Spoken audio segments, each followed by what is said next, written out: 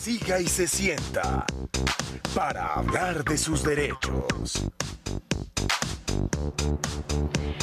Buenas noches, les doy la bienvenida a Siga y se sienta para hablar de sus derechos, este espacio que es de las redes y las organizaciones de derechos humanos con el apoyo de Canal Capital Televisión Más Humana. Yo soy Marisol Garzón y los invito para que nos sigan a través de @Siga y se sienta con numeral que no se repita. También los invito para que escuchen la emisora virtual Banca del Parque Radio, www.bancadelparque.com. En el año 2005 se creó la Ley de Justicia y Paz y en esa ley se prometió a las víctimas de los paramilitares verdad, justicia y reparación. Y estamos ya próximos a que se cumplan las penas alternativas de los paramilitares. Nos preguntamos si están dadas las condiciones en nuestro país para que no vuelva a haber violencia paramilitar, para que no se repita esa violencia. Hoy es el tema que vamos a tratar con todos ustedes. Y tenemos dos invitadas muy especiales. Una de ellas es la abogada Adriana Benjumea y le damos la bienvenida a Adriana. Ya les contará quién es ella, Adriana. Bienvenida, sigue y se sienta. Siéntese, por favor. Y también está con nosotros Ruby Castaño, que nos acompaña en esta noche. Ruby, bienvenida. Así que se sienta. Siéntese, por favor. Están también con nosotros los estudiantes de la Universidad Sergio Arboleda y los estudiantes de la Universidad Javeriana, a quien agradecemos que estén con nosotros. La pregunta que le hicimos a nuestros amigos, vecinos, ciudadanos, a la gente del común, mire lo que le preguntamos en esta sección de Vox Populi. ¿Qué hay que hacer para que los paramilitares no vuelvan a cometer crímenes? Mire lo que nos respondieron. Vox Populi. Castigarlo con una pena dura, máxima. Invertir más en la educación es muy importante, nos falta mucho. Y pues no sé, en empleo también, ¿no? Eso causa que muchas personas tomen otros caminos. Yo creo que esa persona hay que rehabilitarla, en verdad, para que no vuelva a cometer ese delito. Todo puede ser válido y que si se puede llegar a una solución, pues teniendo en cuenta como lo humano. Ellos sí deben de comprometerse con el país a no volverlo a hacer. Bien interesante lo que piensa la gente en la calle, muy variado y muy respetable lo que ellos dicen. Adriana Benjumea, primero contémosle a la gente quién es Adriana Benjumea. Bueno, yo soy abogada, directora de la Corporación Humanas, que es un centro regional de derechos humanos y justicia de género. Adriana, ¿cuáles son las preocupaciones centrales de las organizaciones de derechos humanos de mujeres, concretamente con la salida de los paramilitares? Bueno, en el año 2005, como decías al principio del programa, el gobierno colombiano negoció con los paramilitares, bajo la ley 975, una pena máxima privativa de la libertad, que fueron 8 años. Hoy se han cumplido esos 8 años de pena privativa de la libertad máxima para ellos. Tienen un derecho a la libertad. Muchas organizaciones de derechos humanos criticamos porque era una pena muy baja, pero fue la negociación que se hizo entre estos grupos armados para desmovilizarse con el gobierno colombiano. Hoy se cumple esa pena, muchos de ellos no tienen una sentencia en firme, que además también sería su derecho, y salen bajo un modelo de libertad vigilada, ¿sí? Que implica que deben presentarse a las audiencias, pero además que se revisará si han cumplido con otras condiciones que tenía esa sentencia, como cuáles: entregar bienes, decir la verdad. Hoy las organizaciones de derechos humanos y de mujeres lo que estamos diciendo es, en muchos territorios del país no están dadas las condiciones para que esos delitos que se cometieron no se vuelvan a repetir. Hoy los territorios nacionales están llenos de lo que unos denominan bandas criminales. Hoy el gobierno colombiano no tiene garantías de protección, por ejemplo, para esos mismos desmovilizados que van a salir de la cárcel, y mucho menos para defensores y defensoras de derechos humanos que representamos a las víctimas en Justicia y Paz, para las víctimas, por supuesto, incluso para operadores judiciales que están investigando esos delitos. Entonces, hoy la preocupación mayor es no que tengan su derecho a la libertad o que gocen de su derecho a la libertad, sino de cuáles son las políticas del gobierno nacional para proteger la vida, incluso de los desmovilizados, pero de las víctimas, de los defensores y defensoras. Ruby, contémosle a los televidentes quién es Ruby Castaño.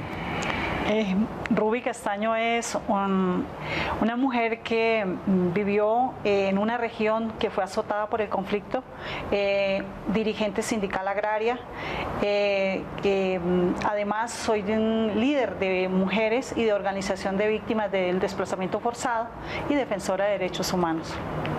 Ruby, ¿usted cree que en las regiones están dadas las condiciones para que no se repitan la violencia paramilitar? No, las condiciones no las hay en los territorios. Nosotros que hacemos ese trabajo, que vamos allí, compartimos con las comunidades, vemos que allí se están resurgiendo de nuevo los grupos paramilitares, están reactivándose en el marco de lo que denomina el gobierno como BACRIN, pero que son los mismos paramilitares que representan estos grupos que han existido allí, que fueron los que asesinaron, desaparecieron, desplazaron, despojaron a muchas víctimas que hoy nos encontramos dispersos en todo el territorio nacional, algunos retornando, otros buscando alternativas de cómo superar la situación, pero quienes estamos también haciendo el ejercicio de defensa y de protección de los derechos humanos, nos condiciona muchísimo a tener que vivir en un constante riesgo en las dinámicas de defensa de los derechos. Yo creo que no hay garantías, hay muchas dificultades para que realmente empiecen a haber garantías, y si no hay una propuesta, un proyecto político desde el Estado, desde el gobierno nacional,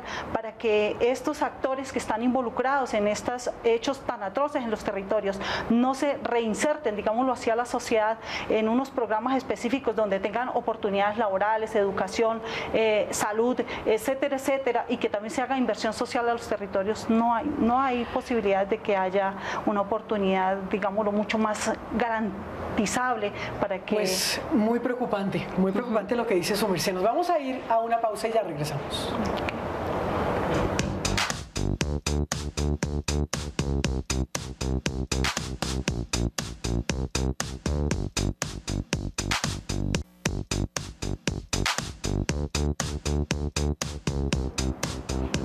La píldora pedagógica, esa píldora que nos permite a nosotros conocer. La pregunta, ¿qué son las garantías de no repetición? Píldora.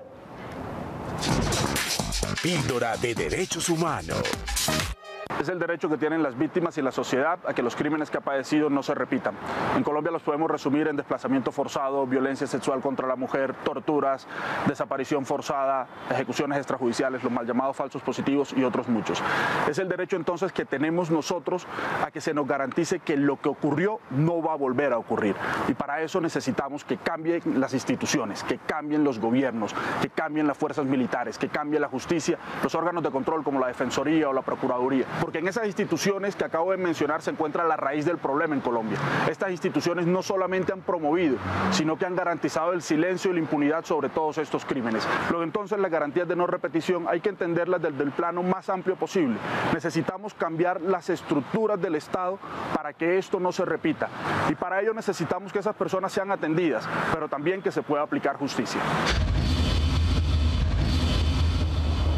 Recuerden que estamos en las redes sociales, usted nos encuentra a través de @siga y se sienta con el numeral que no se repita. Pues para retomar el tema de hoy, vamos a preguntarle a Adriana. Adriana, ¿qué tendría que hacer el Estado para que se pueda proteger a las víctimas del paramilitarismo? A ver, el Estado colombiano ha asumido su responsabilidad internacional de prevenir. De hecho, Colombia ha sido condenada internacionalmente porque riesgos que fueron anunciados nunca los previno, ¿sí? Masacres como la de Pueblo Bello, incluso la muerte de Manuel Cepeda, fueron sentencias al gobierno colombiano porque no previno lo que se le dijo muchas veces que podía pasar. En este caso concreto, el Estado tiene hoy la responsabilidad de prevenir. Hay unos riesgos que se le han anunciado. La MAP-OEA, por ejemplo, que ha trabajado en este tema desde principio de este año en el marco de su mandato, le ha informado a la institucionalidad competente que tiene que dar una respuesta. A partir del 15 de agosto de este año empezaron a salir los paramilitares por pena cumplida. El próximo año saldrá la mayor cantidad de ellos.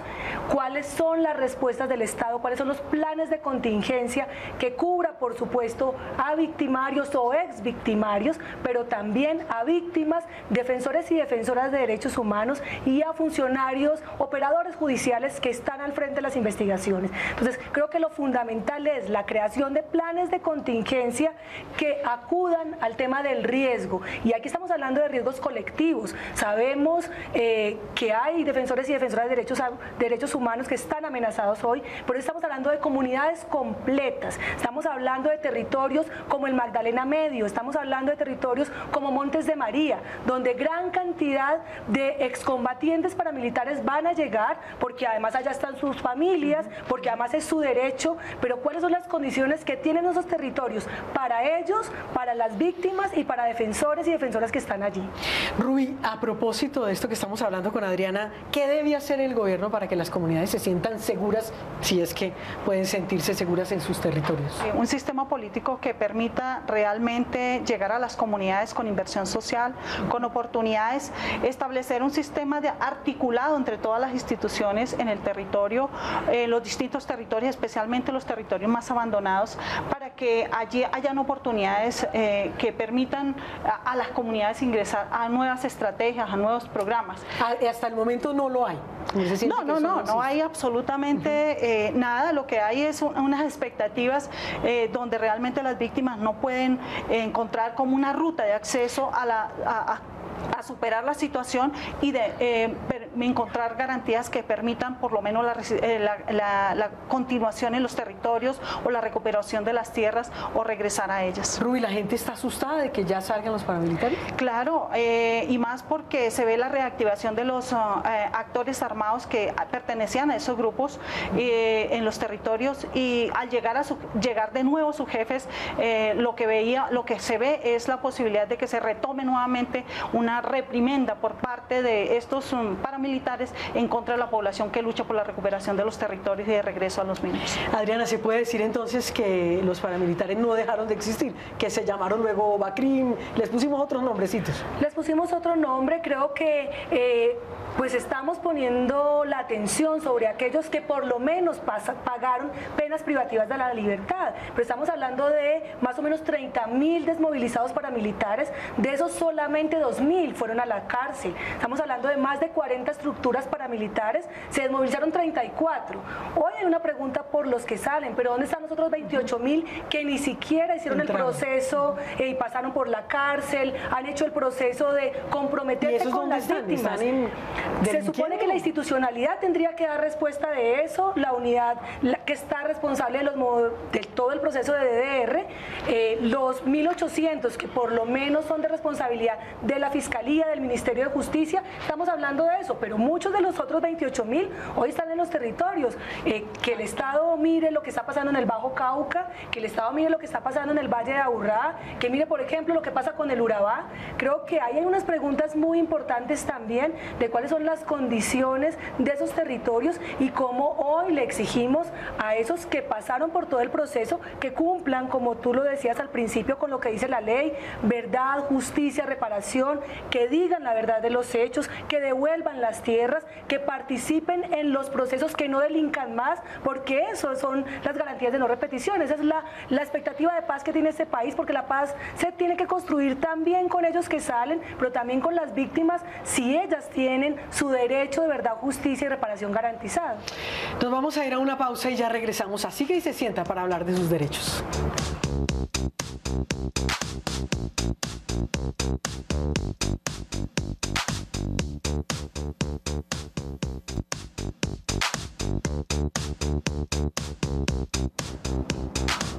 Gracias por acompañarnos en Siga y se sienta para hablar de sus derechos. No olvide, estamos en @Siga y se sienta, el numeral que no se repita. Muy bien, vamos a darle la palabra a nuestro público de la Universidad Javeriana de la Universidad Sergio Arboleda. Bueno, mi pregunta es para la doctora Adriana. hablamos de 3 presupuestos en la Ley de Justicia y Paz, que es la verdad, la reparación y la justicia. Entonces, básicamente mi pregunta es, ¿qué piensa usted de Marco Tulio Pérez Guzmán, alias El Oso? Puede ser uno de los pocos excluidos de esta ley por no cumplir con uno de los presupuestos, que es confesar los delitos sexuales. Bueno, pues muchas gracias por esa pregunta. Es muy importante decir que en este proceso estamos organizaciones de mujeres y organizaciones de derechos humanos. La exclusión de justicia y paz implica para quienes se acogieron a la ley 975, que tenían unos beneficios y una pena máxima de 8 años, que estén por fuera de los beneficios de la ley 975 y que además sean juzgados en justicia ordinaria con las penas que contempla el Código Penal. Esto es, que terminen los beneficios a los que se acogieron. Que alias El Oso sea excluido por faltar a la verdad es el camino que no solamente alias El Oso puede tener, es el camino que muchos de los paramilitares que cometieron delitos sexuales puedan ser excluidos hoy de justicia y paz por no haber confesado ese delito. Quiero decirles que la violencia sexual, los tipos penales sexuales fueron tipos penales de muy difícil confesión. O sea, durante mucho tiempo las versiones libres de los paramilitares se realizó sin que confesaran delitos sexuales. Justificaban que las mujeres los perseguían, que fue voluntariamente, que y ahí violaban, pues. No se reconoció la violación y otros delitos sexuales. Entonces es muy importante ese hecho. Creo que puede ser un ejemplo para muchos de los paramilitares que hoy están en justicia y paz y que pueden ser excluidos por haber faltado a la verdad con respecto a estos tipos penales.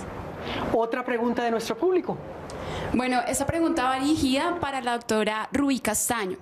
Doctora, en ámbitos de guerra, la mujer es una de sus principales víctimas. ¿Cómo reparar a este género y cómo evitar la violencia contra ellas? Nosotras, las mujeres víctimas del conflicto, hemos solicitado de manera permanente a través de las distintas mesas y espacios de interlocución la apertura de espacios donde las puedan denunciar lo que ha sucedido, donde los hechos sean investigados, que la Fiscalía General de la Nación establezca unas investigaciones especiales a los hechos sucedidos, que las mujeres tengan una atención especial por su condición y por ser víctimas en medio del conflicto, puesto que ese hecho es muy fuerte, lo vivimos de manera muy acentuada las mujeres, por ser madres, por ser esposas, por ser hijas, y por el solo hecho de ser mujeres a nivel de cultura. Pues Adriana Benjumea, muchas gracias por haber estado con nosotros. Rubí, muchísimas gracias por habernos acompañado. A todos ustedes, gracias a nuestro público por haber estado con nosotros y a ustedes que nos acompañan cada 8 días. Los voy a dejar con este grupo que se llama Policarpa y sus viciosas, y vamos a ver una canción que se llama Botín de Guerra, bien interesante. No se lo pierdan en esto que se llama ¿Cuál es su rollo? Yo soy Marisol Garzón, los invito también para que vean la emisora virtual y la oigan. Banca del Parque Radio, www.bancadelparque.com. La pinta es de Kenzo. Muchas gracias. ¿Cuál es su rollo?